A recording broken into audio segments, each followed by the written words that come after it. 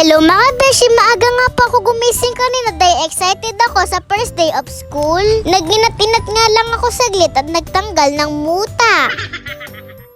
Pagtayo ko nga, nakita ko'y ginawa sa akin ni Mamang bento baon. Maaga nga daw siya nagising kaya ito do'y una niyang ginawa. Mas excited pa nga pumasok sa akin si Mama mga beshi. Habang naliligo nga ako, si Mama naman nagluluto ng nirequest kong corned beef. Tara, kain po tayo mga beshi. Habang kumakain nga ako, pinupusod na ako ni Mama. Pagkatapos ko nga kumain mga beshi, sinuot ko na yung palda ko at polo. Naglagay na nga ako ng pabango at polvo.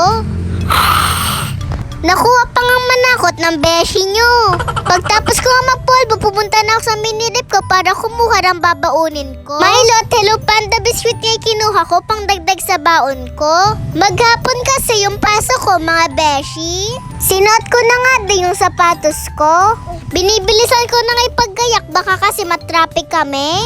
Sa tibagan nga kasi ko manggagaling. Pagkatapos ko nga gumayak mga beshi, ahatid na ako ni Mama at Papa sa school. Di ko nga alam kung ano hinihingi ni Baby at Tina habang nagbo-voice over ako. O diba hindi ako nagkamali, traffic na nga sa may high school.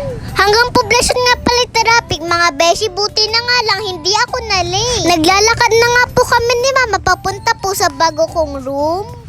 Andito na nga si teacher at yung iba kong mga kaklase. Noong tanghali naman po, dinalan ako ng lunch ni Mama. Chicken star nga po, pinabili ko sa kanya. Sinalin ko na nga soup ay gravy pala. Ginagawa ko kasing soup to. Tara, kain na po ulit tayo mga beshi. Masarap! Marami-rami nga rin kumain sa room namin.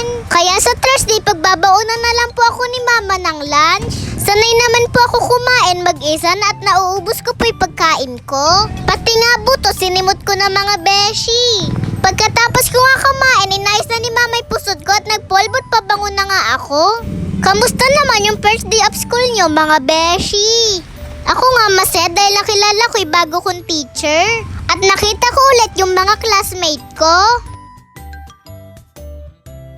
Nung 3:30 ng hapon nga po, sinundo na po ako ni Mama. Sinabay na nga po kami umuwi ni Mama ng lolo ng classmate ko. Thank you po. Binigyan nga rin ako ng cotton candy ng kaklase ko. Thank you.